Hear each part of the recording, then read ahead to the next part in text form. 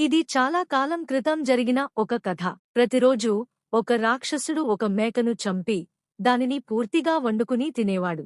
రాక్షసుడు చేస్తున్న ఈ క్రూరమైన చర్యను శివుడు గమనిస్తూ ఉండేవాడు. ఒకరోజు ఆ రాక్షసుడు ప్రశాంతంగా కూర్చుని మేకను తినబోతుండగా శివుడు అకస్మాత్తుగా అతని ముందు ప్రత్యక్షమయ్యాడు. శివుడు ఆ రాక్షసుడి శరీరంపై ఒక రహస్యమైన ద్రవాన్ని చల్లాడు. దానివల్ల ఆ రాక్షసుడు కేవలం అస్థిపంజరంగా మారిపోయాడు. అప్పుడు శివుడు ఆ రాక్షసుడితో, ఎవరైనా నీ అస్థిపంజరంపై నీళ్లు పోస్తే నీ శరీరం తిరిగి పూర్వస్థితికి వస్తుంది అని చెప్పాడు. కొన్ని రోజుల తరువాత ఆ రాక్షసుడి శరీరానికి అకస్మాత్తుగా ప్రాణం వచ్చింది మరియు అతను గట్టిగా అరవడం ప్రారంభించాడు.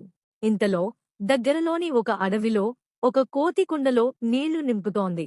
రాక్షసుడి అరుపు వినగానే ఆ కోతి భయపడింది. అది ఒక తెల్ల ఆవుతో కలిసి ఆ శబ్దం వస్తున్న దిశగా కదలడం ప్రారంభించింది.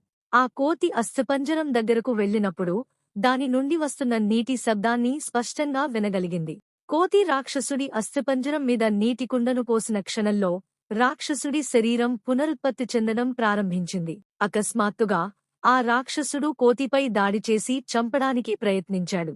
అదే క్షణంలో శివుడు కోతి ముందు ప్రత్యక్షమై రాక్షసుడి శరీరాన్ని రాయిగా మార్చాడు. మీరు కూడా శివుని నిజమైన భక్తులైతే దయచేసి ఛానల్కు సబ్స్క్రైబ్ చేయండి మరియు కామెంట్లలో హర హర మహాదేవ్ అని తప్పకుండా రాయండి.